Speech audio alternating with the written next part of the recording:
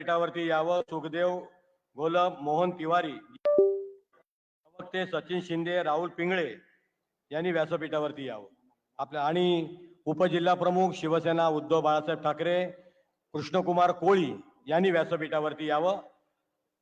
आणि यानंतर माजी आमदार आणि काँग्रेसचे स्टार सन्माननीय मुझफ्फरजी हुसेनभाई यांना विनंती करतो की त्यांनी आपल्याला संबोधित करावं.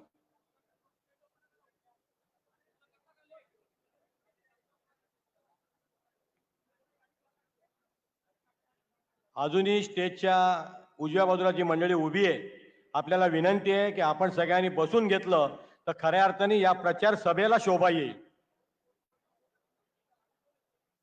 25 ठाणे लोकसभा मतदारसंघाच्या या प्रचारार्थ उपस्थित मंचावर आदरणीय सुप्रियाताई सुळे, जितेंद्र आव्हाड, आपचे शिंदे साहेब, इंडिया आघाडीचे सर्व घटक पक्षाचे सर्व ज्येष्ठ नेते, सन्माननीय व्यासपीठ, उपस्थित बंधू भगिनींनो, पत्रकार मित्रांनो, येत्या 20 तारखेला आपण या ठाणे लोकसभेचे आपले लाडके उमेदवार राजन विचारे साहेब यांना मशाल या चिन्हावरती बटन दाबून त्यांना बहुमताने आपल्याला विजय करायचा आहे. मित्रांनो, ही निवडणूक या देशाचं भविष्य ठरवणारी निवडणूक आहे. ही निवडणूक या देशामध्ये घटना आपल्याला जर वाचवायची असेल तर आपल्याला इंडिया आघाडी आणि महाराष्ट्र विकास आघाडीच्या बाजूने मतदान करून या देशाची घटना वाचवण्याचं काम तुम्हाला आम्हाला करायचं आहे.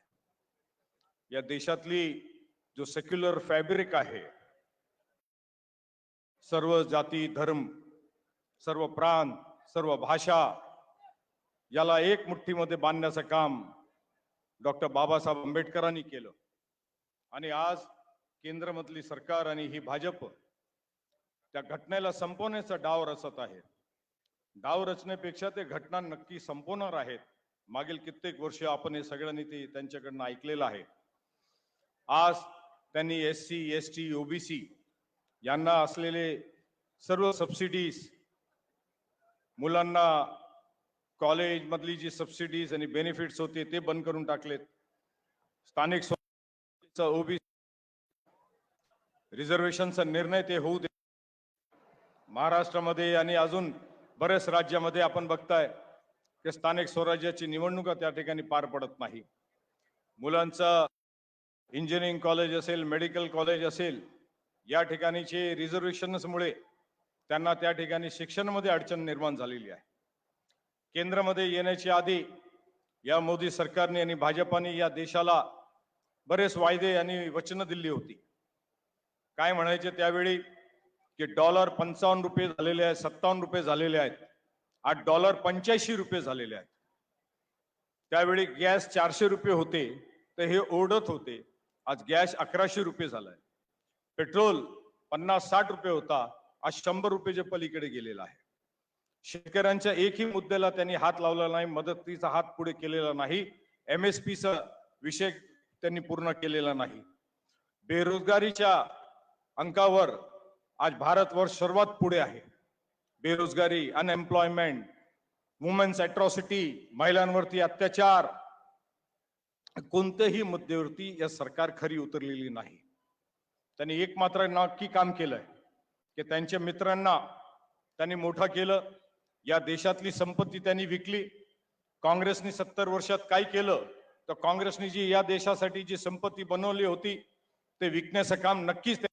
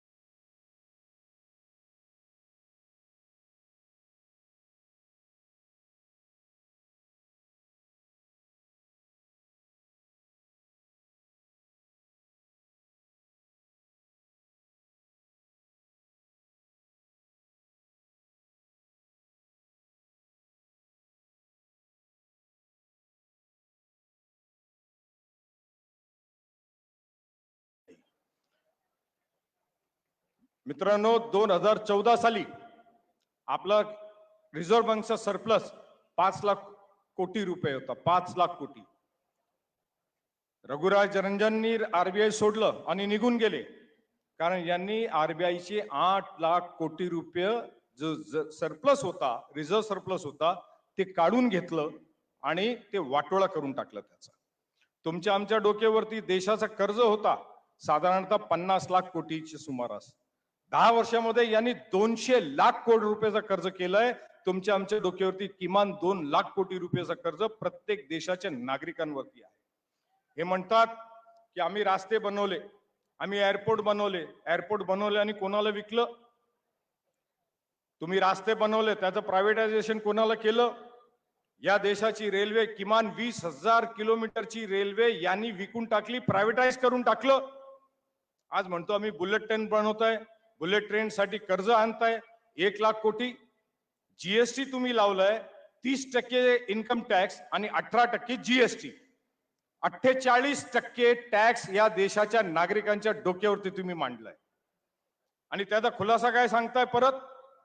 की या देशामध्ये इन्कम टॅक्स भरणारे फक्त 5% होते, म्हणून तुम्ही गोरगरिबांच्या डोक्यावरती 18% टॅक्स मांडून टाकलं. मागील 10 वर्षामध्ये लाखोच्या संख्येने, मोर देन 1 मिलियन लोकांनी हा देश सोडून विदेशाची नागरिकता स्वीकारली. का स्वीकारली? तर टॅक्सचा रेशिओ एवढा मोठा आहे की ते भावसत नाही लोकांना. लोक देश सोडून विदेशात जाऊन कंपनी एस्टॅब्लिश करू लागलेत. दुबईला चाललेत, वेगवेगळ्या ठिकाणी चाललेत, ब्रिटिश आयर्लंड मध्ये चाललेत, टॅक्स हॉलिडे परिसर मध्ये चाललेत. का सोडून चाललेत? हे तुमचे जे चाललेले लोक आहेत ना, हे कोट्याधीश लोक आहेत, गरीब नाहीये. गरिबांना तर तुम्ही सांगताय की मी 80 कोटी लोकांना अन्नधान्य देतोय आणि पुढील 10 वर्ष अजून देणार आहे. याचा अर्थ तुमचं म्हणणं असं आहे की मी या देशाच्या लोकांना गरिबी रेषा खालीच ठेवणार आहे.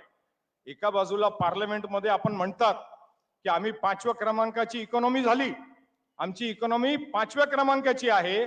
जर 5व्या क्रमांकाची आमची इकॉनॉमी झाली असेल, जर एका बाजूला तुम्ही म्हणतात आमचा पर कॅपिटा इन्कम युके पेक्षा जास्त आहे, तर मग तुम्हाला 80 कोटी लोकांना अन्नधान्य देण्याची गरज काय? याचा अर्थ या देशाने प्रगती केली नाही. या देश अजून गरीब होत चाललाय. गरीब माणूस अजून गरीब होत चाललाय. श्रीमंत माणूस श्रीमंत होत चाललेले आहेत. हे श्रीमंत आणि गरीबांमधली जी रेषा आहे ती वाढत चालली आहे. हे मित्रांनो, अजून हे दलितांना, आदिवासींना, ओबीसींना हे अजून मागे टाकण्याची यांची व्यूहरचना आहे. हे आरक्षण संपवणार, घटना संपवणार आणि देशाला अजून मागे घेऊन जाणार, हे यांची कल्पना आहे. आणि हे त्याच मार्गावर चाललेले आहेत. आणि म्हणून हिंदू समाजाचं जर मतदान आपल्याला कन्सोलिडेट करायचं असेल, यांना 2019ला जे काय मतदान झालं असेल 40-41%, ते मतदान त्यांना कन्सोलिडेट करायचं असेल तर अल्पसंख्याकांच्या विरोधात बोलायचं, मुसलमानांच्या विरोधात बोलायचं. म्हणजे मुसलमानांच्या विरोधात बोललो तर त्यांना असं वाटते का आपलं 40% मतदान हे आपल्याला कन्सोलिडेट होईल आणि हिंदू आपल्याला मतदान करतील. मित्रांनो, मी महाराष्ट्रभर फिरलो. हे आपल्याला सांगू इच्छितो की परिस्थिती यांना वाटते आणि हे जे भाष्य करतात तशी नाही. 400 पार होणार आहे, पण इंडिया आघाडी होणार आहे.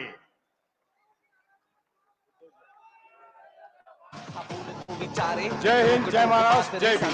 गेला बाप माझा सोडू नका साथ रे गद्दार सारे पळवा. अरे उद्धव साहेब आगे बढ़ो. मध्ये ईडीच्या घाण झाली. अरे उद्धव साहेब आगे बढ़ो. ब्रँड आपला ठाकरे.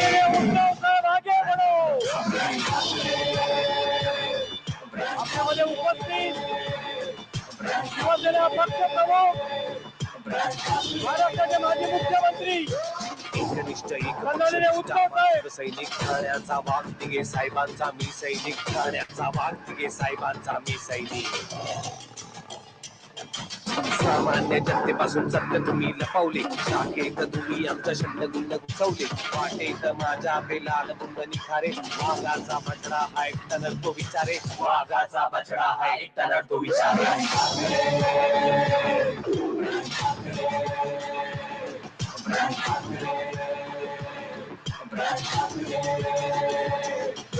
मार्मिकला सामना सहज नाही हो. काळो की रात्र ही पण छंद माझे थोड. स्वस्त झाले नेते आणि वाया गेलं बोट याद राखा चोरांनो किती माझं बोट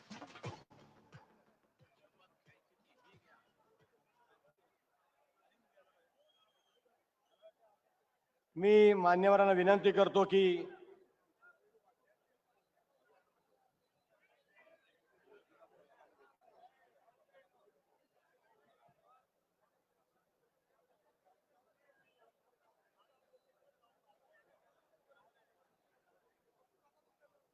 या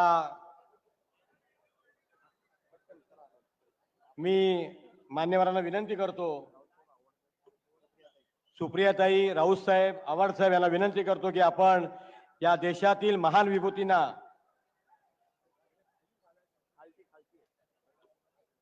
भारत माता छत्रपती शिवाजी महाराज आणि या सर्व विभूतींना पुष्पहार अर्पण करण्याची विनंती मी राऊत साहेब सुप्रियाताई सुळे त्याचबरोबर जितेंद्रजी आव्हाड साहेब तुषारजी गांधी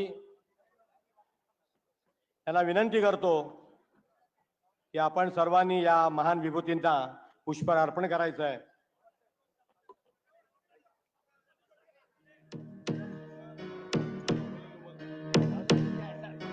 डर डर डर डर डर काळीचा आवाज विचार ठण ठण ठण ठण ठणकावून बोलतो विचार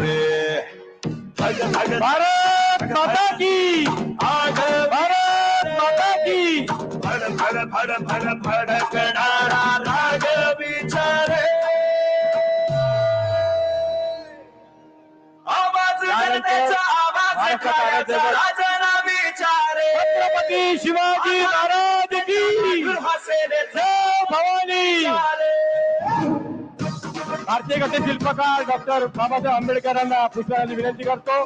डॉक्टर बाबासाहेब आंबेडकरांचा यानंतर हिंदुत्व सम्राट सरसेनापती बाळासाहेब ठाकरे हिंदुत्व सम्राट सरसेनापती बाळासाहेब ठाकरे यांचा बाळासाहेब विनाताई ठाकरे यांचा आणि यानंतर आपल्या सर्वांचे गुरुवर्य धर्मवीर आनंदीगे साहेबांच्या प्रति पुष्पहार विनंती करतो.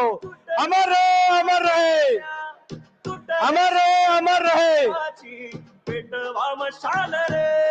आणि यानंतर महाराष्ट्र राज्याचे माजी मंत्री राष्ट्रवादीचे नेते सन्माननीय जितेंद्रजी आव्हाड साहेब यांना विनंती करतो की त्यांनी आपल्याला संबोधित करावं.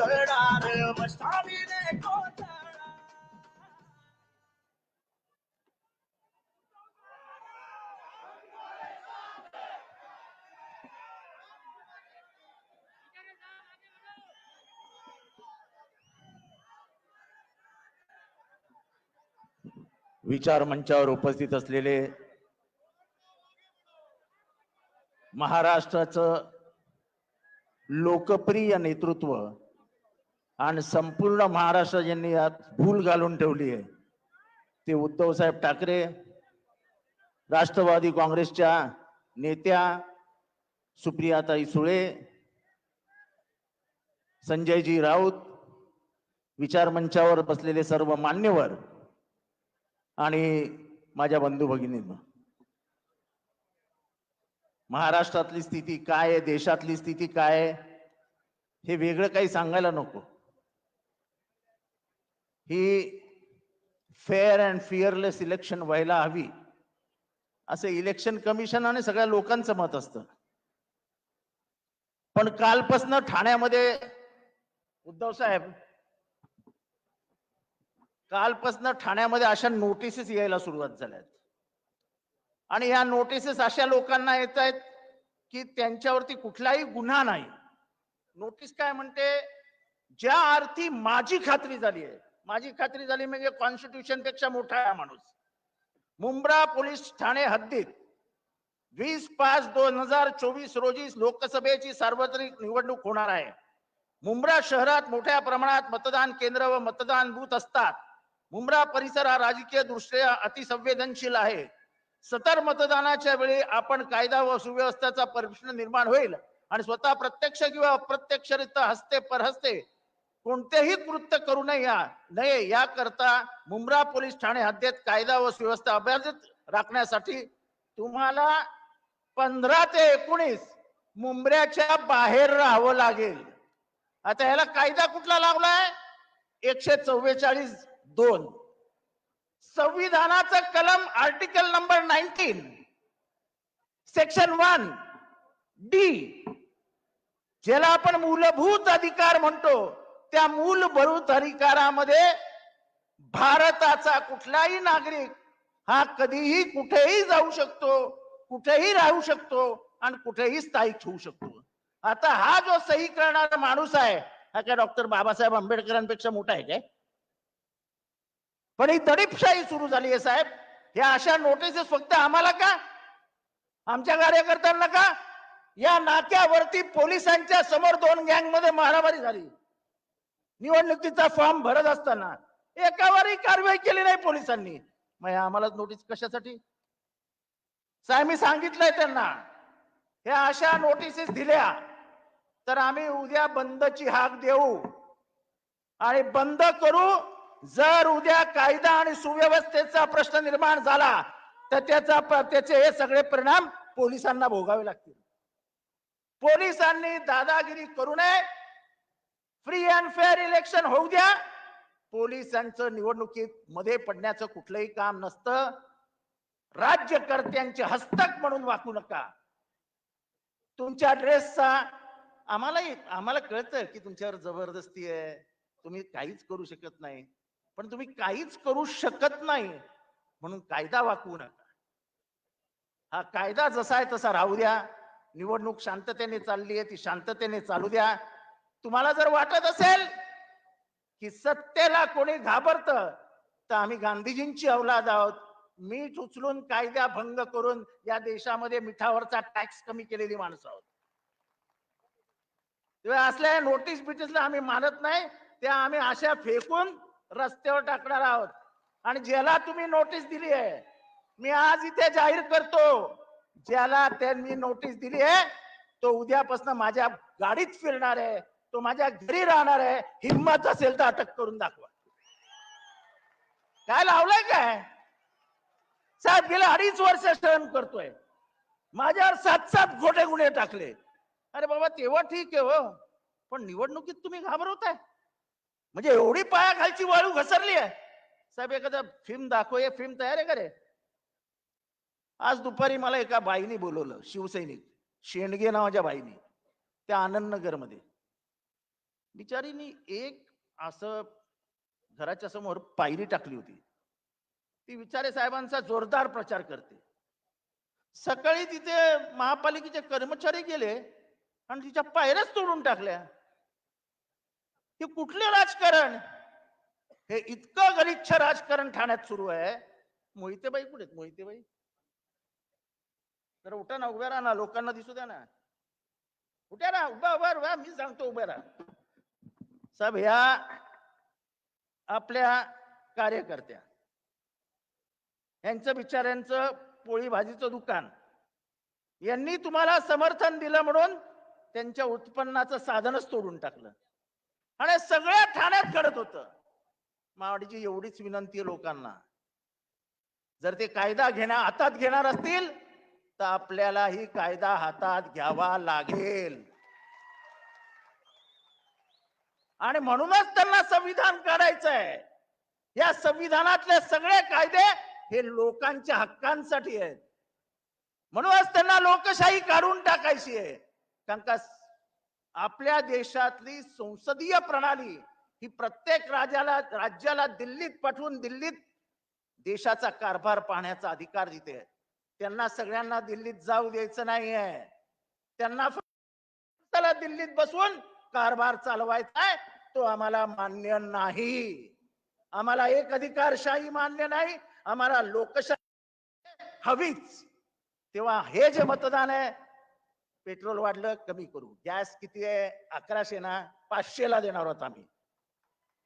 500ला सगळ्या महिलांनी टाळ्या वाजवा. 500ला आम्ही देणार आहोत. पहिल्या 30 लाख नोकऱ्या देणार आहोत. प्रत्येक महिलेला जिच्याकडे पिवळं रेशन कार्ड आहे तिला 1 लाख रुपये वर्षाला देणार आहोत. हे सगळं देऊच, पण ही लढाई आहे ते तुमचं संविधान काढणार आहे. आपलं संविधान गेलं तर आपलं स्वातंत्र्य जाईल. ज्या संविधानाने माझ्यासारख्या मागासवर्गीयाला अधिकार दिले, अनेक ओबीसी, बीसी, ईसी यांना प्रगतीची दारं मोकळी करून दिली, त्या सगळ्यांना परत तसेच मागे टाकणार आहेत. संविधान हा आपला आत्मा आहे जगण्याचा. डॉक्टर बाबासाहेब आंबेडकरांनी दिलेला आत्मा आहे. रक्त सांडलं तरी चालेल, रक्ताचे पाठ वाहिले तरी चालतील, पण कुठल्याही परिस्थितीत संविधान बदलू देणार नाही. कुठल्याही परिस्थितीत लोकशाहीचा हक्क गमावणार नाही.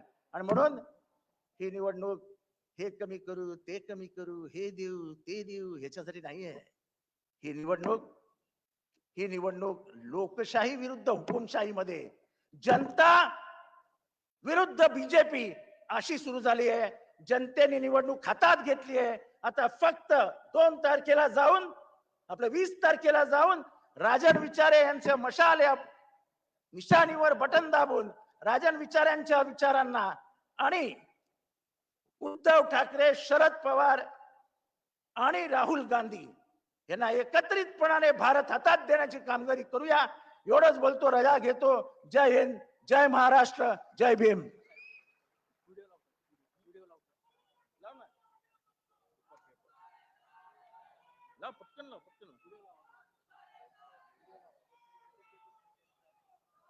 साहेब, सरळ माझा आरोप आहे. 1 सेकंदामध्ये 5 जणांनी हातोडे माझे निघून गेले. मी काल प्रचार करते ना, आज माझी पायरी तुटायचा अर्थ काय? दादाजी विरोधकांना घाबरवण्याचे प्रकार म्हणजे आम्हाला त्रास निष्ठेसाठी आम्ही एक निष्ठा आहोत. आम्ही गद्दारी नाही केलेली आहे, करणार पण नाही. माझं घर देऊन सोडू दे तरी पण नाही करणार. रंजना शेळकेचं घर सोड, तिथे खानदान संपव, तरी पण उद्या माझा ठाकरेला झाला शेवटपर्यंत. पण एवढी हिंमत केली आमच्या घरात.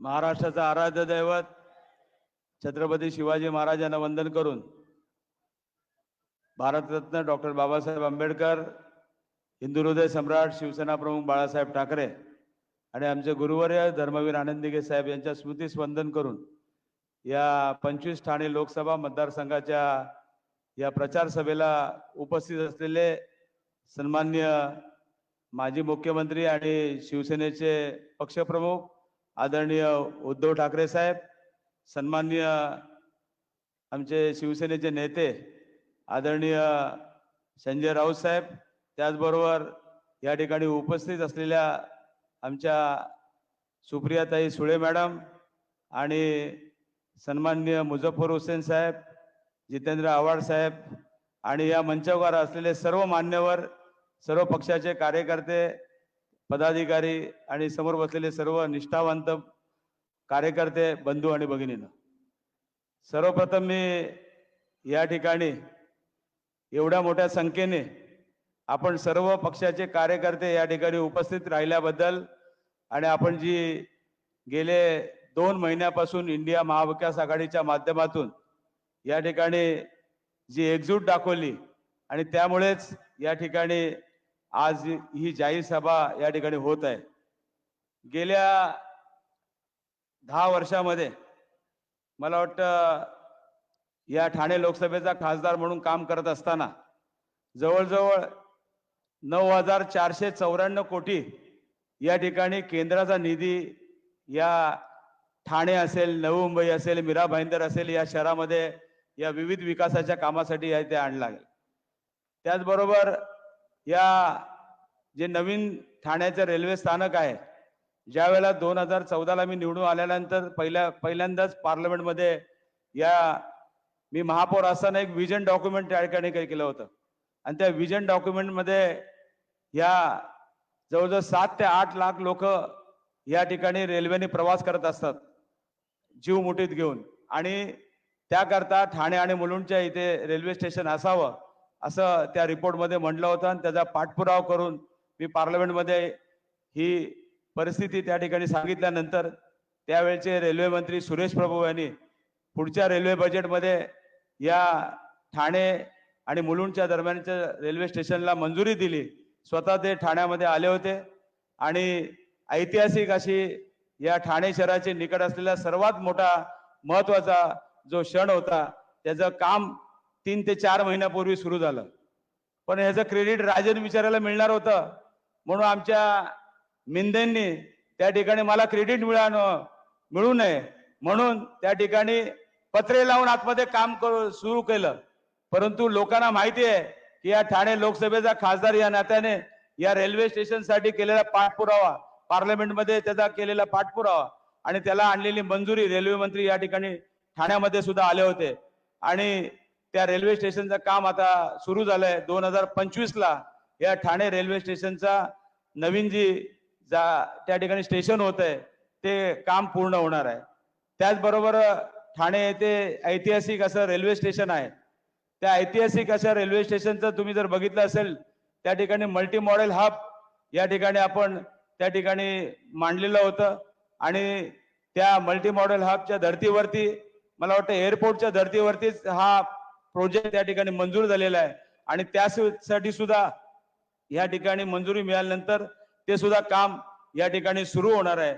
आणि तुम्ही बघितलं असेल आज या ठिकाणी जे नवीन स्टेशन होणार आहे त्यासाठी श्री स्थानक नाव देण्यात यावं यासाठी सुद्धा आपण मागणी केलेली आहे.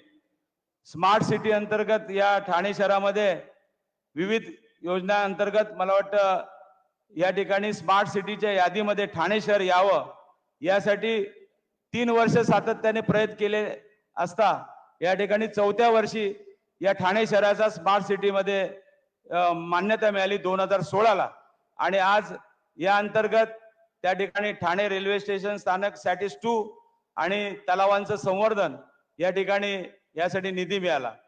हे करत असताना सॅटिस 2 मध्ये कोपरी येथे आपण मागणी केली होती आणि 260 कोटीला त्या सुद्धा मान्यता मिळाल्यानंतर त्या ठिकाणी ठाणे स्टेशन ते गुरुद्वारा या ठिकाणी फ्लायओव्हरचं काम सुरू झालेलं आहे आणि येत्या काही दिवसामध्ये ते पूर्ण होणार आहे.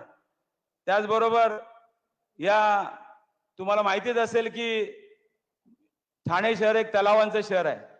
या तलावांच्या शहरामध्ये या ठिकाणी सिंगापूरच्या धर्तीवरती लेक सिटी असा जागतिक दर्जा या ठिकाणी 1 फेज मध्ये आपण काम सुद्धा त्याचं पूर्ण केलं आणि ते करत असताना दुसऱ्या फेज मध्ये त्या ठिकाणी या विकास निधी त्या ठिकाणी मंजूर केल्यानंतर जाणून बुजून त्या ठिकाणी काम थांबवलं गेलं.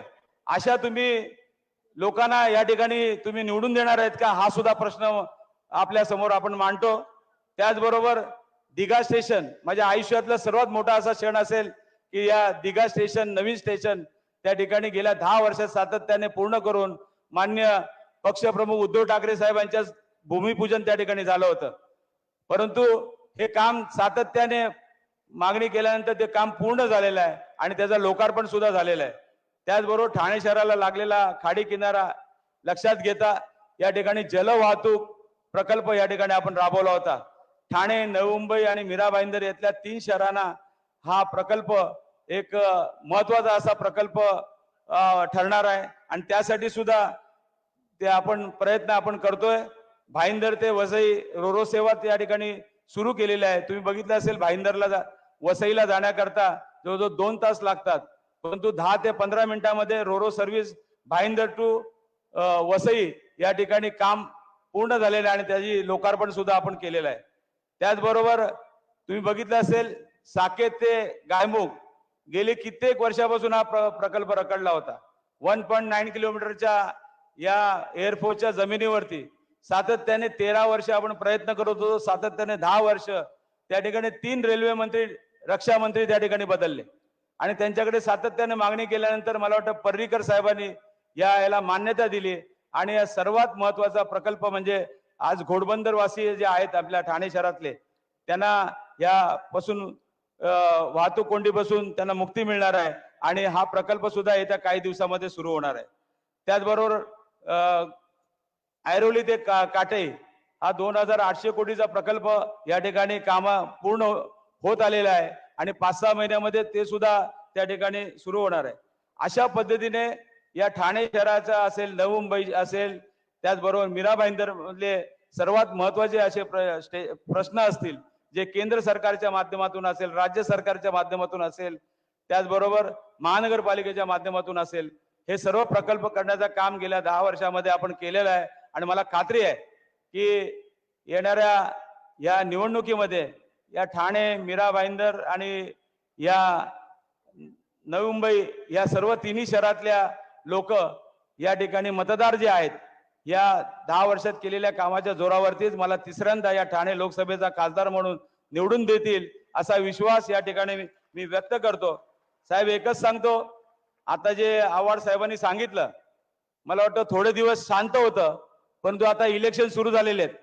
कार्यकर्त्यांवरती खोट्या केसेस दाखल करायचं काम त्यांच्या माध्यमातून चालू आहे. आजच आमच्या महिला पदाधिकारी त्या ठिकाणी त्या मस्केच्या वार्डामध्ये त्या ठिकाणी काम चांगलं करतात, घरोघरी जाऊन प्रचार करतायत आणि त्या कार्यकर्त्याच्या महानगरपालिकेचे अधिकारी आणून त्या ठिकाणी तोडण्याचं त्यांनी जे काम केलेलं आहे, मला वाटतं या महानगरपालिकेच्या अधिकाऱ्यांना पण सांगू इच्छितो की आज तुम्ही ज्या पद्धतीने हे काम करताय तर नक्कीच या ठिकाणी तुमच्या नोकरी पण तुम्ही सांभाळा, असा या ठिकाणी मी त्यांना इशारा देत आहे. आज तुम्ही बघितलं असेल, धर्मवीर नावाचा पिक्चर काढला या मंडळी, आणि तुम्ही बघितलं असेल 9 वर्ष झाले त्या पिक्चरला, आणि सातत्याने तुम्ही बघितलं असेल, त्या आता 4-5 दिवसापूर्वी सांगितलं की हा धर्मवीर पिक्चर मी जो काढलेला होता त्यामध्ये काहीतरी खोटं दाखवलेलं आहे. अरे, तुम्ही लोकांना उल्लू बनवायचं काम करतायत. ज्या शिवसैनिकांनी, ज्या दिघे साहेबांनी, ज्या हिंदू हृदय सम्राट शिवसेना प्रमुख बाळासाहेब ठाकरे यांनी या जवळजवळ 56 वर्ष ही 1966 साली ही शिवसेना स्थापन केल्यानंतर ज्या पद्धतीने आज ही संघटना मराठी माणसाच्या न्याय सर्वसामान्यांच्या न्याय ही संघटना त्या ठिकाणी काम करत असताना आज जो तुम्ही जे काम केलेलं आहे, ज्या मतदारांच्या त्याचबरोबर पक्षप्रमुखांच्या विश्वासघात केलेला आहे, मला वाटतं ही जनता या निवडणुकीमध्ये तुम्हाला त्याची जागा नक्कीच दाखवतील असा विश्वास या ठिकाणी मी व्यक्त करतो. त्याचबरोबर जे आता उमेदवार आहेत, या उमेदवारांचे प्रताप साहेब भरपूर आहेत. या ठाणे महापालिकेमध्ये साहेब 5,250 कोटीचं बजेट आहे आणि आज या महापालिकेला लुटून काढलं साहेब 2.5 वर्षामध्ये. आज जवळजवळ या महापालिकेमध्ये तुम्ही बघितलं असेल, परिवहन व्यवस्था ढेपाळलेली आहे. नुकतेच कळवा हॉस्पिटल होतं, त्या कळवा हॉस्पिटलमध्ये एका रात्रीत 18 जणांचा मृत्यू पावला. परिवहन सेवा आहे, त्या परिवहन सेवेला सुद्धा ज्या परिवहन सेवेचे सल्लागार म्हणून त्या ठिकाणी मुख्यमंत्री आहेत, ती परिवहन सेवा जी आहे ती सुद्धा आता शेवटचा घटक त्या ठिकाणी मोजते. आणि तुम्ही बघितलं असेल, परिवहन सेवेमध्ये जवळजवळ 1250 कर्मचाऱ्यांचं गेल्या 12 वर्षापासून देणं त्या ठिकाणी बाकी आहे. अशा पद्धतीने या ठाणे महापालिकेला संबंध जो कारभार आहे, ती गोल्डन गँगचा प्रमुख या ठिकाणी मला वाटतं उभा आहे. या ठाणेकरांना सर्व माहिती असेल की या कशा पद्धतीने या ठाणे महापालिकेला लुटण्याचं काम या माध्यमातून केलेलं आहे.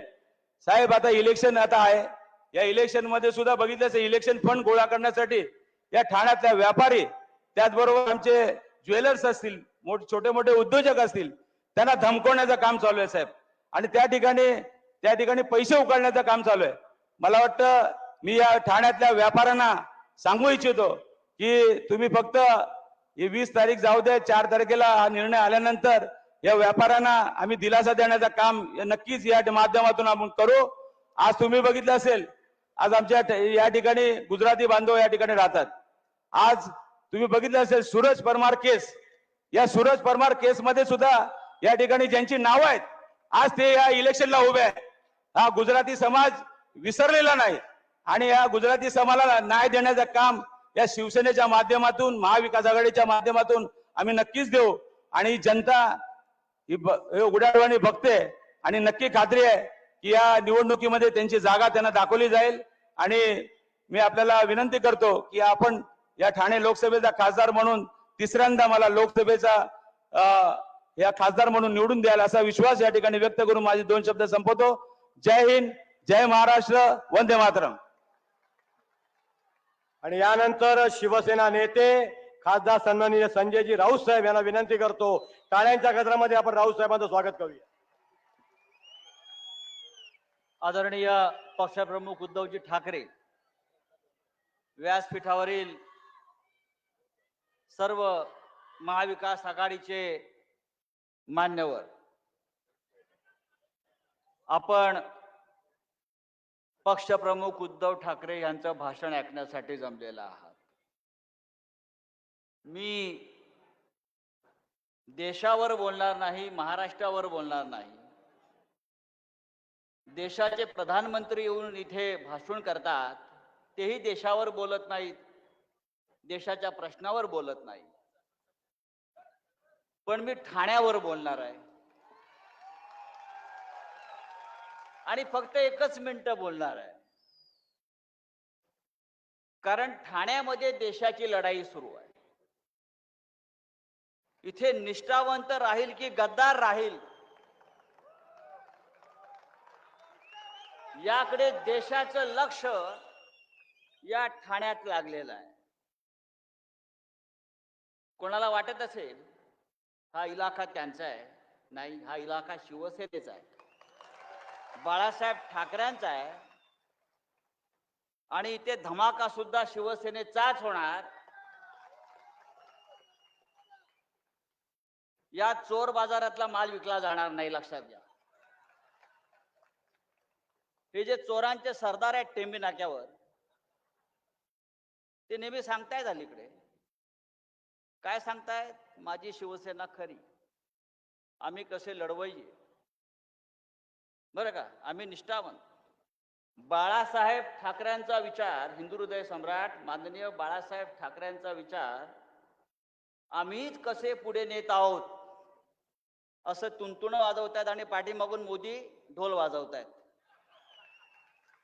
पण हिंदू हृदय सम्राट बाळासाहेब ठाकरे यांचा जर विचार या चोराच्या सरदाराला खरोखर माहीत असेल तर मी सांगतो, उद्धवजी, बाळासाहेबांनी वारंवार सांगितलेल्या जाहीर सभातून आपल्याला, मराठी माणसाला, ते ठाण्यात सुद्धा येऊन त्यांनी सांगितलेलं आहे, निष्ठेच्या बाबतीत एक वेळ लढला नाहीस तरी चालेल पण विकला जाऊ नकोस. एक वेळ लढला नाहीस तरी चालेल पण विकला जाऊ नकोस. आज या माणसानं स्वतःलाही विकलं आणि टेंबी नाका सुद्धा विकला निष्ठावंतांचा. म्हणून ही लढाई निष्ठावंतांची आहे. आणि मला खात्री आहे, ज्या ठाण्यानं हिंदू हृदय सम्राट बाळासाहेब ठाकरे यांच्यावर भरभरून प्रेम केलं आणि शिवसेनेच्या स्थापनेपासून शिवसेनेच्या इतिहासातली पहिली सत्ता शिवसेनेनं दिली बाळासाहेब ठाकरेंना आणि शिवसेनेला, ती ठाण्यातली शिवसेना, ठाण्यातली जनता हा चोरीचा माल संसदेमध्ये पाठवणार नाही आणि ठाणे शिवसेनेचंच आणि शिवसेनेचंच राहील. अशा प्रकारे ही निष्ठेची धगधगती मशाल पेटत राहील आणि पार्लमेंटला जाईल. मी आपला फार वेळ घेत नाही. माननीय उद्धवजी आपल्या समोर येतील आणि आपले विचार मांडतील. जय हिंद, जय महाराष्ट्र. उद्धव साहेबांच्या भाषणाआधी एक छोटासा व्हिडिओ आहे, कृपया विनंती आहे आपण व्हिडिओ चालू करावा. मी विचारे साहेबांचं ठाणेकर नागरिकांतर्फे मी खास करून आभार मानेन की या मासुंदा तलावाचं रूपडं बदलण्याकरता मी विचारे साहेबांचं ठाणेकर नागरिकांतर्फे मी खास करून आभार मानेन की या मासुंदा तलावाचं रूपडं बदलण्याकरता त्यांनी खूप कष्ट घेतलेले आहेत, खूप सातत्याने पाठपुरावा केलेला आहे. खासदार महोदयांना धन्यवाद देतो. त्यांचा पाठपुरावा एकदम भारी असतो. त्यांचं एकदा कामाच्या मागे लागले की तो माणूस समोरचं ते काम त्याला माहित आहे, काम नाही केलं ते यांचं पाठलाग चालू असतो. एखाद्या कामाच्या मागे पाठपुरावा कसा करावा हे राजेंद्र विचारे यांच्याकडून शिकायला पाहिजे. मी विचारे साहेबांचं ठाणेकर नागरिकांतर्फे मी खास करून आभार मानेन की या मासुंदा तलावाचं रूपडं बदलण्याकरता त्यांनी खूप कष्ट घेतलेले आहेत, खूप सातत्याने पाठपुरावा केलेला आहे. खासदार महोदयांना धन्यवाद देतो. त्यांचा पाठपुरावा एकदम भारी असतो. त्यांचं एकदा कामाच्या मागे लागले की तो माणूस समोरचं ते काम त्याला माहित आहे, काम नाही केलं ते यांचं पाठलाग चालू असतो. एखाद्या कामाच्या मागे पाठपुरावा कसा करावा हे राजेंद्र विचारे यांच्याकडून शिकायला पाहिजे.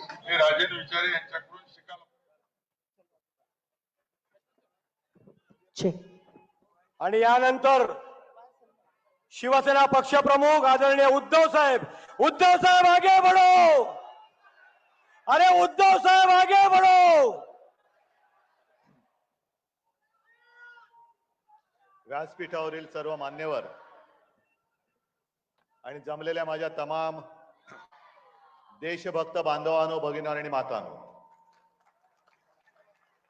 हल्ली काय होतंय, कोणत्या तरी एका शब्दाचा अर्थाचा अनर्थ केला जातो. आणि मी नाशिकच्या सभेत काल याचं स्पष्टीकरण देण्याची गरज नाही. मी नेहमी माझ्या भाषणाची सुरुवात जमलेल्या माझ्या तमाम हिंदू बांधवांनो, भगिनींनो आणि मातांनो अशी करतो. पण आता देशाची लढाई आहे म्हणून मी देशभक्त हा शब्द वापरला. तर या आता गद्दारांचा चेहरा पाहिला तुम्ही. मी सांगितलं बंद कर रे, हे गद्दार नकोत मला आता. त्यांच्याकडनं झालेली स्तुती पण नको आणि त्यांचे चेहरे पण नकोत. मग यांनी सुरू केलं, हे बघा काँग्रेस बरोबर गेले आणि हिंदू शब्द बोलायला विसरून गेले. मग त्यांना मी विचारतोय, हिंदू काय देशभक्त नाहीयेत काय? आणि तुम्ही सुद्धा कोण आहात? तुम्ही नमो भक्त आहात, तुम्ही थोडीच देशभक्त आहात. हे सगळे जे आता फिरतायत सगळीकडे, हे तसं पाहिलं तर नमो रुग्ण आहेत. कारण यांना खरं काय ते दिसतच नाहीये. तुमच्या समोर आता प्रश्न आहे. आपल्याकडे येण्याच्या आधी मी डोंबिवलीमध्ये गेलो होतो. काय कोणास ठाऊक, 2 दिवसापूर्वी सभा होती, त्याही वेळेला वादळ झालं. मधले 2 दिवस चांगले गेले. आज डोंबिवलीत पोहोचलो, परत तिकडे तुफानी पाऊस, इकडे पण पाऊस झालाय. म्हटलं कोण परत गुवाहाटीला गेलं की काय रेडा कापायला, यांची सभा होऊ नये म्हणून. पण त्यांना कल्पना नाही, तुम्ही किती रेडे कापले तरी आम्ही सुद्धा काय कमकुवत आशीर्वाद घेऊन जन्माला नाही आलेलो. मी भाषणाला सुरुवात केल्यानंतर पाऊसच थांबला. मग त्याने त्याच्या बाबाला फोन केला, अरे बाबा तू काय केलंस, पाऊस कसा थांबला? बाबा बोलला, अरे माझीच पॅन्ट भिजलेत, मी काय करू. हे पावसामध्ये कारण बाबा होता ना तिकडे. कोण बाबा तुम्हाला माहितीये.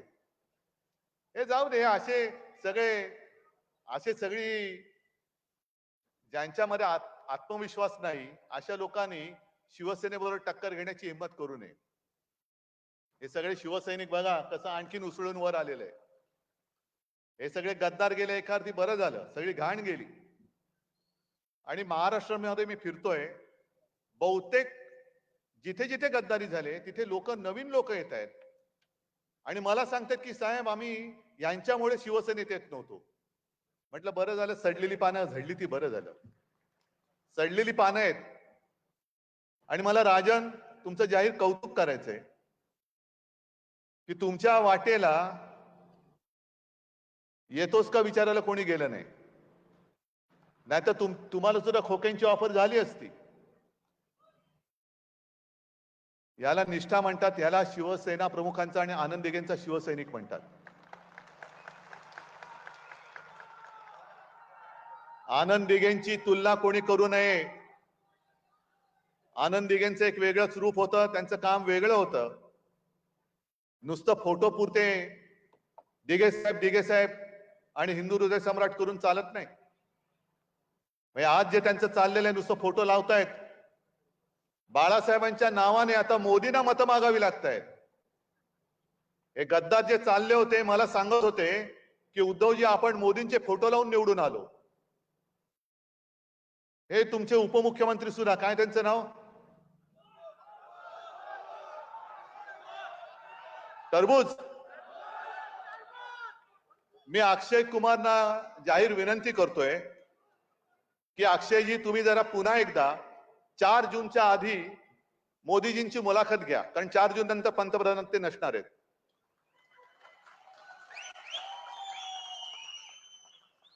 आणि 4 जूनच्या आधी मुलाखत घेतल्यानंतर त्या मुलाखतीत एक प्रश्न जरूर विचारा, जसा तुम्ही गेल्या मुलाखतीत विचारला होता की तुम्ही आंबा कसा खाता, तसं त्यांना विचारायचं की तुम्ही टरबूज कसं खाता, कापून खाता की आणखीन कसा वेगळ्या प्रकारे खाता, जरा विचारा. कारण नंतर काय भाव नसणार आहे. आज तुम्ही माझ्या शेतकऱ्याच्या कांद्याला भाव देत नाहीत, मालाला भाव देत नाही, उद्या ही जनता तुम्हाला भाव देणार नाहीये, अजिबात देणार नाही. आणि आजच एक पत्रकाराने माझी मुलाखत घेतली. त्याने मला विचारलं काय होणार, किती जागा जिंकाल तुम्ही महाराष्ट्रात? म्हटलं 48च्या 48. आम्ही जुगारासारखे मटक्याचे आकडे नाही लावत किती येतील आणि कोणते ते, आमच्या सगळ्याच्या सगळ्या येणार. त्याला असं कसं? म्हटलं आत्मविश्वास पाहिजे. जेव्हा एखादं युद्ध होतं त्या युद्धामध्ये तलवार हातामध्ये पाहिजे, मनगट घट्ट पाहिजेच, पण मनगटात तलवार येण्याच्या आधी मन घट्ट असायला पाहिजे. माझं मन घट्ट आहे म्हणून मी यांना गाडायला उभा आहे. मन पाहिजे घट्ट, नाहीतर उपयोग काय? तलवार दिले पण फिरवू का? आणि हे जे फेकट जनता पक्ष मी म्हणतो ते यांनाच म्हणतो. जितेंद्र, आता तुम्ही ती नोटीस फाडली, 4 तारखेनंतर बघा आपण यांनाच फाडून टाकू. आज मी ठाण्यामध्ये आलेलो आहे. हे ठाणं शिवसेनेचे, माझ्या शिवसेनेचं हे ठाण आहे. आणि असं काही नाही की मी आजच ठाण्यात आलोय. अगदी पहिली महापालिका, पहिली पालिका ही सुद्धा जेव्हा ठाणेकरांनी, म्हणजे मी ठाणेकरांचा ऋणी आहे आणि शिवसेना प्रमुखांनी सुद्धा तुम्हाला साष्टांग दंडवत घातला होता तेव्हा. कारण 67-68 साल असेल. पहिल्या प्रथम विजयाचं माप कोणी जर का शिवसेनेच्या पदरात टाकलं असेल ते माझ्या ठाणेकरांनी टाकलेलं आहे. आणि मला आठवत आहे की 2012च्या महापालिका निवडणुका फेब्रुवारीमध्ये झाल्या. शिवसेना प्रमुखांची तब्येत एकदम काही ठणठणीत नव्हती, पण मला त्यांनी सांगितलं की उद्धव, मला 2 सभा घ्यायच्याच आहेत. म्हटलं कुठे घ्यायच्या? एक शिवाजी पार्कवर तर घ्यायचीच आहे मला, आणि दुसरी म्हणाले माझ्या ठाण्यात मला घ्यायची, मला ठाणेकरांना भेटायचंय. हे एवढं इतक्या वर्षाचं नातं. आणि पहिल्या निवडणुकीमध्ये मला आठवत आहे ठाणं तेव्हाचं वेगळं होतं. अगदी तेव्हा आपले पहिले नगराध्यक्ष ठाणेकरांनी निवडून दिले होते. मग सतीश प्रधान, मोदा जोशी, प्रकाश परांजपे सगळी मालिका आपल्याकडे होती. आणि मी माझ्या बरोबर ठाणे आज शहर झाले, पण प्रचाराला बैलगाडीतून सुद्धा फिरलोय. तेव्हा यांना दाढी सुद्धा फुटली नसेल. अक्कलदाढ तर नव्हतीच तेव्हाही नाही आणि आत्ताही नाहीये. पण काय शेफारले. मला दुःख काय गोष्टीचं होतं की तुम्हाला मी काय दिलं नव्हतं. सगळं जे देता येणं शक्य होतं ते सगळं त्याने दिलं होतं. आणि जितेंद्र साक्षीदार आहेत. जितेंद्र त्या मंत्रिमंडळात माझे सहकारी मंत्री होते. जितेंद्र, तुम्ही एकदा सांगा की त्यांचं काय कौतुक आपण करत होतो. सगळं दिलं होतं. एक तरी मुख्यमंत्री असा दाखवा की ज्याने नगर विकास खातं त्या कोणाला दुसऱ्याला दिलं होतं. मी दिलं होतं. नगर विकास खातं दिलं होतं. त्याच्या आधी MSRDCचं सगळं दिलं होतं. एवढी शेवटी त्यांची भूक वाढली, भस्म्यारोग झाला की त्यांना जे दिलं ते सुद्धा कमी पडायला लागलं. आणि मग जेव्हा माझं ऑपरेशन झालं होतं, खरं मी शिवसैनिकांवरती विसंबून आज सुद्धा तुमच्याच जोरावरती मी लढतोय, तुमचाच जोरावरती. म्हणजे सगळ्यांना जो प्रश्न पडलेला आहे की अरे याचा पक्ष चोरला, आम्ही चिन्ह काढून घेतलं तरी हा उद्धव ठाकरे उभा कसं काय? कारण ते माझं ही ताकद कागदावरती आहे, खरी ताकद माझी समोर आहे. आणि जेव्हा शिवसेना सांभाळायला पाहिजे होती तेव्हा तुम्ही शिवसेना विकलीत, गद्दारी केलीत. नरेंद्र मोदी आणि अमित शहा, नरेंद्र मोदींचं काय झालं मला कळत नाहीये. कधी असं, कधी तसं, कधी तसं, कधी असं. आजच मला पत्रकारांनी दुसरा प्रश्न विचारला. TV9नीच ती एक त्यांची क्लिप दाखवली की उद्धव ठाकरे हे बाळासाहेबांचे वारसदार आहेत का? ते म्हणाले हो, त्यांचे ते पुत्र आहेत. नंतर म्हणतात नकली संतान, परत म्हणतात नकली सेना. मी कालही बोललो, परवाही बोललो, आजही बोलणार, उद्याही बोलणार. जो कोणी माझ्या शिवसेनेला नकली म्हणेल तो माणूस कोणी असला तरी तो बेअकली आहे. तो बेअकलीच माणूस म्हणायला पाहिजे. कारण स्वतः शिवसेना प्रमुखांनी या माझ्या सोन्यासारख्या शिवसेनेची जबाबदारी स्वतःहून माझ्याकडे दिली. मोदीजी, तुमच्या परमिशनची गरज नव्हती आणि नाही, आवश्यकताच नाहीये. पण आज तुमचे जे काही चाललंय, बाळासाहेब बाळासाहेब बाळासाहेबांचे माझ्यावरती खूप उपकार आहेत, ते उपकार तुम्ही असे फेडता? तुमची ज्या वेळेला राजकीय क्षितिजावरती हिंदुस्थानच्या ओळख सुद्धा झालेली नव्हती, तेव्हा फक्त एकट्या आणि एकट्या हिंदू हृदय सम्राटांनी तुमची पाठराखण केली होती. ती विसरलात तुम्ही? नाही, तो त्यांचा खासगी प्रश्न आहे. पण आज भाजपची जी हालत झाली, मला इकडे सुद्धा काही भारतीय जनता पक्षाचे, अस्सल भारतीय जनता पक्षाचे कार्यकर्ते आले असतील किंवा चॅनलच्या माध्यमातून बघत असतील, त्यांना मला विचारायचंय, तुम्हाला तरी हे मान्य आहे काय? RSSचे जे कार्यकर्ते आहेत त्यांना सुद्धा मला विचारायचंय, कारण RSS एका वेगळ्या विचारधारेतनं निर्माण झालेले, ते विचार तुम्हाला कोणाला आम्हाला पटोत न पटोत, पण स्वतः अविवाहित राहून वेळ प्रसंगी कुटुंबाकडे दुर्लक्ष करून, म्हणजे त्रिपुरामध्ये जे भाजप जिंकला होता तेव्हा एक ते नाव समोर आलं होतं. त्यांना मी घरी बोलवून विचारलं की तुम्ही काय केलं? मला म्हणाले, काय सांगायचं उद्धवजी, माझ्यावरती जबाबदारी दिली आणि आम्ही त्रिपुरामध्ये गेलो तेव्हा आम्ही भाजपवाले म्हटल्यानंतर लोक कुत्र्याच्या मागे लागावे तसे आमच्या मागे लागायचे, पळवून लावायचे. तरी देखील आम्ही पाय रोवून उभा राहिलो आणि आम्ही जिंकलो. मग त्या सगळ्यांना मला विचारायचंय की याजसाठी केला होता का अट्टाहास? की आज तुम्ही जे निष्ठावंत भाजपा आहे कुठे? मोदीजी, तुम्ही नकली सेना म्हणताय, पण तुमचा भाजपा त्याच्यामध्ये नकली झालाय. सगळे आयात भाडोत्री सगळे तुम्ही, आमची मुलं तुम्ही घेतलेली आहात. मध्ये ते जे काय बोलले होते की काँग्रेस सत्तेवर आली तर ज्याची मुलं जास्त आहेत त्याला तुमची संपत्ती वाटून टाकतील. अहो, तुम्हाला राजकारणामध्ये पोरं होत नाही, त्याच्यात आम्ही काय करू? आमचा काय दोष येतो? मग तुम्ही गद्दारी करून दुसऱ्याची पोरं घेता.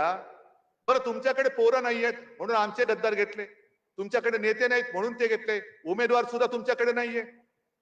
काय झालं असतं, इकडनं एखादा चांगला भाजपचा कार्यकर्ता दिला असता तर लढाईला मजा तरी आली असती. द्यायचा होता भाजपचा कार्यकर्ता, का भाजपकडे कार्यकर्ते नाहीयेत? पण तुम्ही एवढ्या खस्ता खाल्ल्या, एवढी मेहनत केली आणि गद्दारांच्या सतरंजा उचलायला तुम्हाला तुमचं नेतृत्व लावतंय, ह्याच्यात तुमचं आयुष्य घालवतंय फुकट. मग जसं मोदी मला डोळा मारतायत तसं मी त्यांना सांगतोय की तुम्ही जे पक्ष तुमचा विकणार आहेत त्यांच्या नादी लागू नका. या हिंदुत्वाचा विचार आहे ना, या माझ्यासोबत या भाजपवाले जे अस्सल भाजपवाले आहेत, अस्सल जे संघाचे कार्यकर्ते आहेत, नेऊ आपण आपला हिंदुत्वाचा झेंडा पुढे. आणि हिंदुत्व भाजपच्या हिंदुत्वासारखं नाहीये. भाजपचं जे हिंदुत्व आहे ते घर पेटवणारं हिंदुत्व आहे आणि आपलं शिवसेनेचं हिंदुत्व हे घरातली चूल पेटवणारं हिंदुत्व आहे. हा फरक आहे, हा फरक आहे मोठा. हे घेऊन जाऊ, कागद उडतील उगाच. हा मोठा फरक आहे. म्हणजे झालंय असं की आजपर्यंत गेल्या 2 निवडणुकांमध्ये असं कधी झालं नव्हतं. मोदी बोलायचं आणि देश हालायचा. आता मोदी एकटेच हालताय, देश हालतच नाहीये. सगळीकडे फिरतायत, वणवण वणवण वणवण करतायत. हे असं का झालं? पहिल्यांदा त्यांनी नारा काय दिला? अबकी बार 400 पार. तुम्ही काय बोललात? अबकी बार तडीपार. मग त्याच्यानंतर मध्येच त्यांनी काय काढलं? घराणेशाही.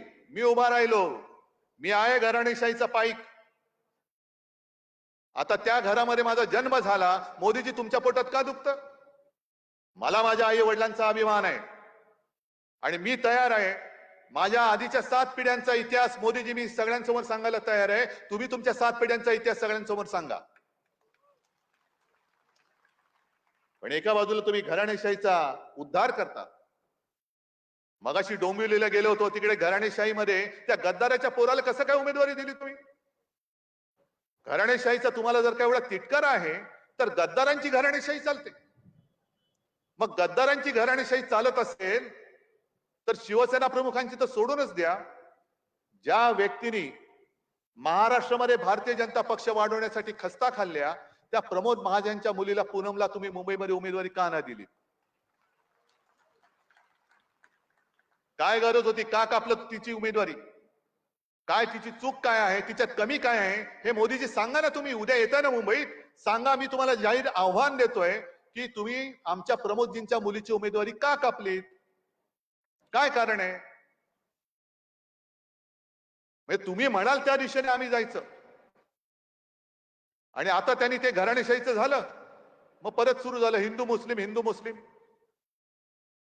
हिंदू मुस्लिम हिंदू मुस्लिम. तुम्ही एक काहीतरी दिशा तर ठरवा. कालपर्यंत तुम्ही मुसलमानांना शिव्या घालत होतात, अचानक तुम्हाला साक्षात्कार झाला की मी लहान असताना मुस्लिम कुटुंबासोबत वाढलेलो आहे. आहेत का कोणी मुस्लिम इकडे आलेत? आहेत ना. मी म्हणे ते ताजियाच्या मिरवणुकीत खालून गेलेलो आहे. ईदला आमच्याकडे स्वयंपाक व्हायचा नाही, आमच्याकडे मुस्लिम कुटुंबियांकडनं जेवण यायचं. मग मोदीजी ते जे काही जेवण यायचं त्याच्यामध्ये तुम्ही आज ज्याच्यावरती बंदी घातली ते पण होतं का? ते पण तुम्ही खाल्लेत का? कारण अमित शहा आज बोललेत कुठेतरी की मोदीजींना म्हणजे संपूर्ण देशाचे प्रश्न एका बाजूला, मोदींना तिसऱ्या वेळेला का पंतप्रधान करायचं? तर जे गोहत्या करतील त्यांना आम्ही उलट टांगून सरळ करू. अरे मग सरळ करायचं तर उलट कशाला करतं? ते सरळच आहेत ना. अरे आधी उलट टांगायचं, मग सुलट करायचं, हेच खेळ खेळायचे. मग 10 वर्ष तुम्ही काय करत होता? गोहत्या बंदी तुम्ही म्हणताय. आता तिसऱ्या वेळेला मोदींना फक्त जो गोहत्या बंदी करेल त्याला आम्ही उलटा टांगून सुलटा करू, एवढ्यासाठी देशाच्या पंतप्रधानाचं काम नाहीये. तुम्ही गोमाता माना जरूर माना, पण त्याच्या आधी माझ्या मातेच्या रक्षणाचं काय ते तुम्ही मला पहिले सांगा. आणि तुम्ही आम्हाला सावरकरांमधनं जे प्रश्न विचारता, जा वाचा सावरकरांचे चरित्र वाचा आणि सावरकरांनी गायीबद्दल काय लिहिलेलं आहे हे विचार तुम्हाला मान्य आहेत का? हे मोदीजी तुम्ही उद्या सांगाच. काय लिहिलंय सावरकरांनी गायीबद्दल? तुम्ही गायीबद्दल काय बोलता? महागाईवरती का नाही बोलत? महागाईने सगळे त्रस्त आहेत, जनता आक्रोश करते. पण त्याच्याबद्दल 25 सभा मोदींनी महाराष्ट्रामध्ये घेतल्या, पण या 25 सभेमध्ये मोदींनी महागाईचा म तरी बोलले नाही बोलले. मग भीती कसली दाखवताय? मुसलमान काय करतील? मुसलमान आलेत ना आमच्यासोबत, आलेत आमच्यासोबत. पण आता भाजपचं कसं झालेलं आहे की एखादं मूल जर रडायला लागलं तर त्याला भूक लागलेली असते म्हणून रडते. नाही, भूकेला अन्न नाही द्यायचं, त्याला भूताची भीती दाखवून झोपवायचं. आता मूल रडते, त्याच्या पोटामध्ये अन्नाचा कण नाही. 10 वर्ष तुम्ही तुमचे सगळे बँक अकाउंट सगळे फुगले, पण त्याच्या पोटामध्ये अन्नाचे 2 घास गेलेले नाहीयेत. तो भुकेने कळवळतोय, भुकेने रडतोय. बघ भूत येईल. हे काय, कोणता हा देश आहे? कोणत्या देशात आपण राहतोय? साधी गोष्ट आहे. तरी बरं झालं तुषारजी तुम्ही आज आमच्या व्यासपीठावरती आला, मी तुमचं स्वागत करतोय. कारण मी जे बोलतोय तुमच्या समोर बोलतो, चूक असेल तर तुम्ही इथेच सांगा मी चूक बोलतोय. तुम्ही आज किती वर्ष महाराष्ट्रात राहतात मला माहिती नाहीये, पण जे मी बोलतोय तळमळीने, उद्या इंडिया आघाडीचं सरकार आल्यानंतर गुजरातचं जे हक्काचं असेल ते आम्ही देऊच. गुजरात बद्दल माझ्या मनात आकस नाही, गुजरात सुद्धा माझाच आहे. पण मोदीजी तुम्ही माझ्या महाराष्ट्राच्या तोंडातला घास काढून जो गुजरातला देताय तो मी कदापि सहन करणार नाही, हे मी तुम्हाला जाहीर सभेत सांगतोय. कदापि नाही. सगळे तुम्ही माझ्या महाराष्ट्राची हक्काची रोजी रोटी तुम्ही गुजरातला घेऊन जाताय. काय महाराष्ट्राने पाप काय केले? आणि हा आम्ही प्रश्न विचारल्यानंतर, हा मुद्दा घेतल्यानंतर त्या मुद्द्याला उत्तर नाहीये. मग फडणवीस काय म्हणतात? गुजरात काय पाकिस्तानात आहे काय? मग देवेंद्रजी, माझा महाराष्ट्र काय अफगाणिस्तानात आहे? हा, गुजरात पाकिस्तानमध्ये नाही मला माहितीये, पण महाराष्ट्राने काय तुमचं घोडं मारलंय? तुमचं घोडं आम्ही अडवलंय. तुमचं वारू जे उधळलं होतं 400 पार, तो घोडा नव्हताच, ते खेचर होतं, ते आम्ही अडवलं. Go back. जा, महाराष्ट्रातनं जसे उद्योगधंदे नेले ना, हे खेचर सुद्धा घेऊन जा. आमची नेलेच आहेत ना 40 जण, ते सुद्धा घेऊन जा सुरतेला. हे सुद्धा घेऊन जा घेऊन.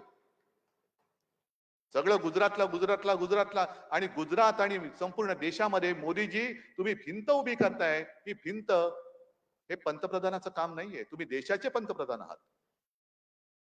आज शरम एका गोष्टीची वाटते की काल माझी सुद्धा सभा नाशिकला होती, दुसऱ्या बाजूला मोदींची सभा होती नाशिक जिल्ह्यात, आणि त्या जिल्ह्यामध्ये कांद्याचा प्रश्न बिकट आहे.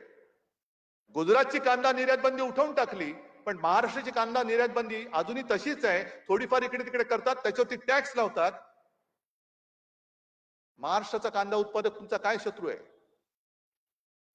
पण त्या सभेत हे असंच काहीतरी हिंदू मुसलमान बोलायला लागल्यानंतर समोरनं शेतकऱ्यांनी घोषणा दिल्या कांद्यावरती बोला, त्याला पकडून पोलिसांनी बाहेर नेलाच. पण मोदीजीने काय केलं?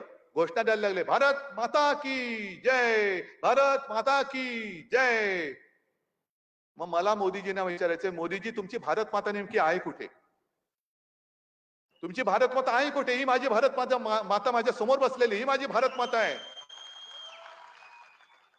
भारत माता म्हणजे आहे तरी काय? हे इकडे चित्र आहे, ते भारत मातेचं चित्र आहे. काय भारत माता फक्त चित्रामध्ये? माझी भारत माता समोर जिवंत तुमच्याकडनं अपेक्षा करते, आक्रोश करते. शेतकरी आक्रोश करतायत, महिला आक्रोश करतायत. गुजरात जर का पाकिस्तानमध्ये नसेल तर काय मणिपूर पाकिस्तानमध्ये? मग तिथे ज्या काय महिलांच्या धिंड काढल्या गेल्या ती भारत माता नाहीये.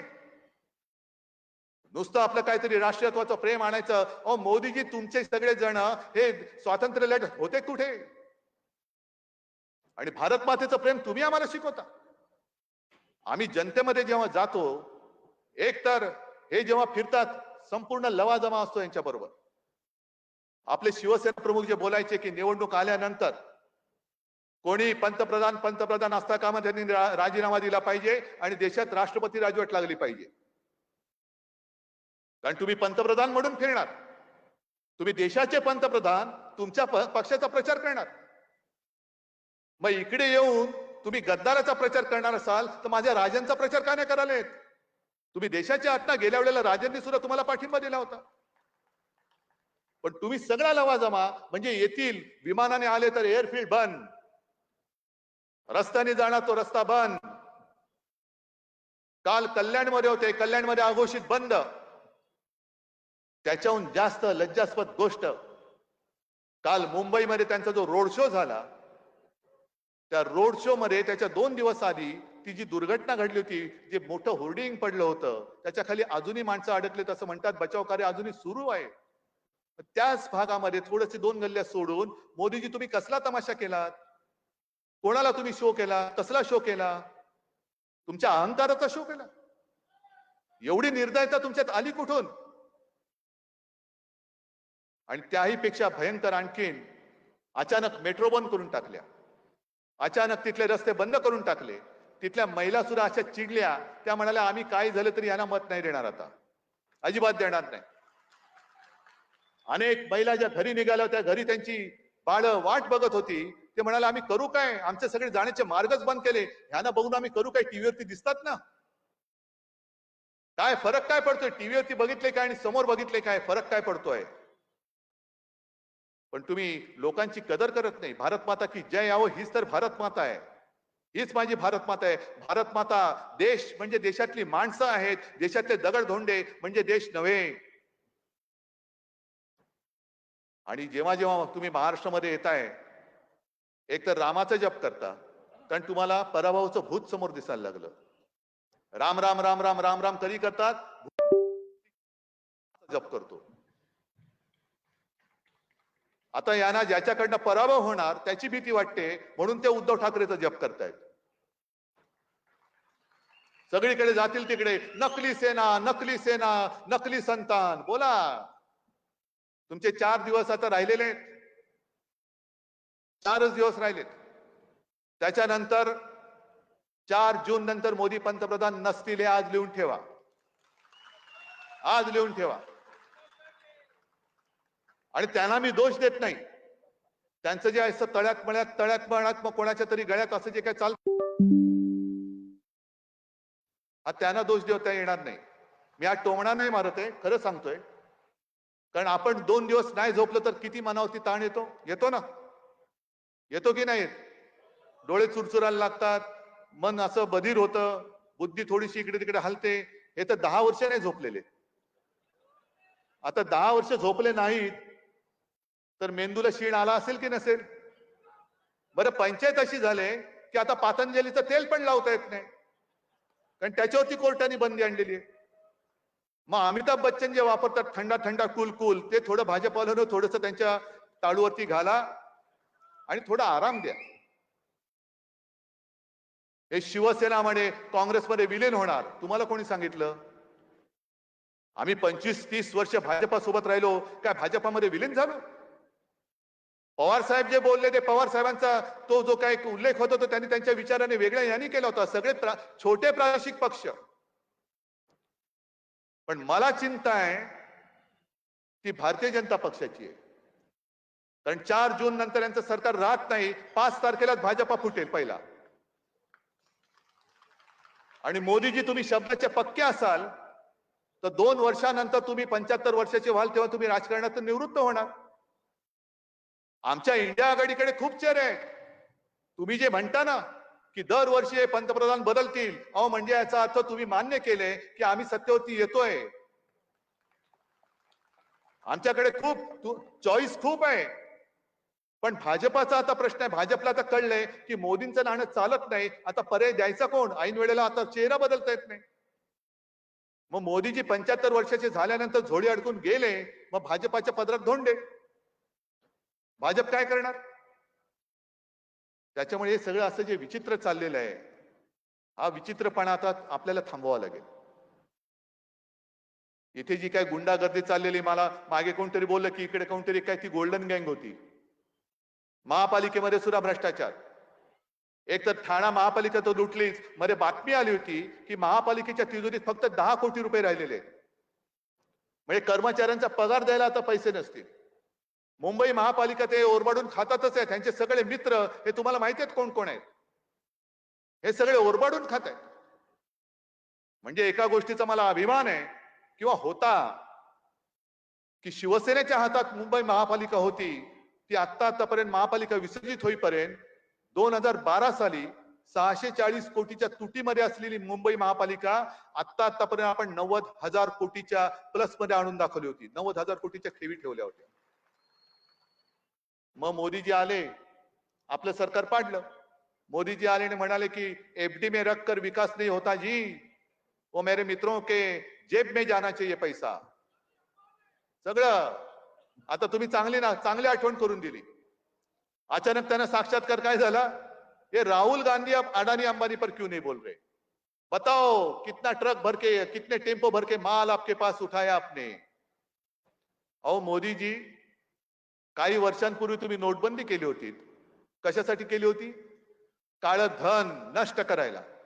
आणि आता तुम्ही पंतप्रधान आहात. तुमचे ईडी, इन्कम टॅक्स, सीबीआय सगळे तुम्ही आमच्या शिवसैनिकाच्या मागे लावतात. त्या मडवीला तुरुंगामध्ये टाकता. आज सुद्धा माझ्या सैनिकांना नोटीस येते. येत्या काही दिवसात म्हणजे काल, आज आणि उद्यामध्ये अशी मला माहिती आहे की कदाचित चांगल्या कार्यकर्त्यांना अटका करतील. पोलिसांना सांगतो तुम्ही करून दाखवा.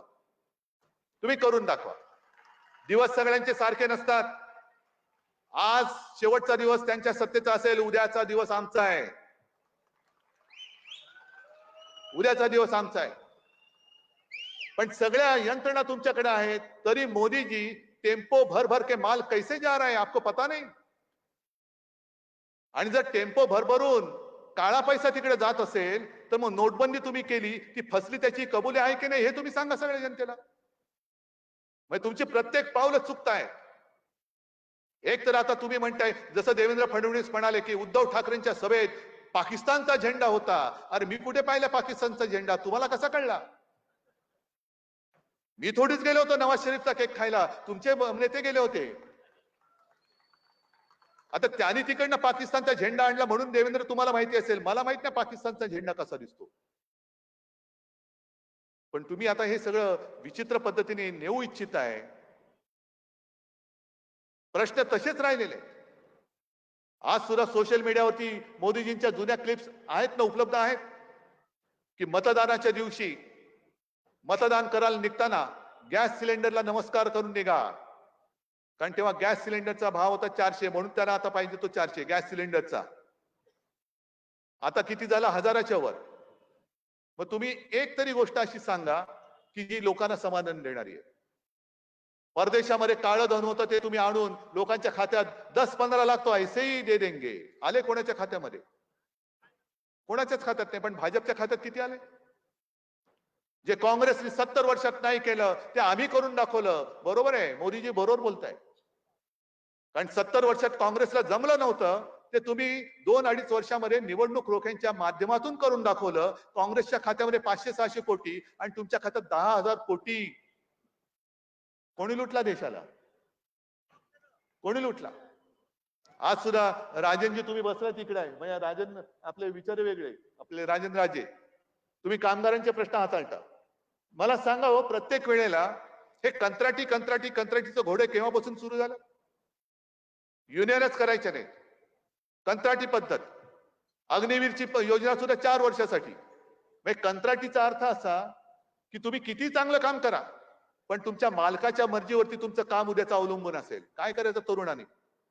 कसं भविष्य घडणार? आज मोदी आणि अमित शहा तिसऱ्या वेळेला एक्सटेन्शन मागतायत.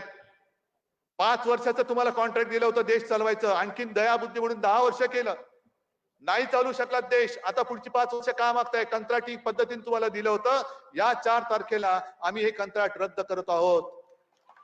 आम्ही हे कंत्राट रद्द करतोय.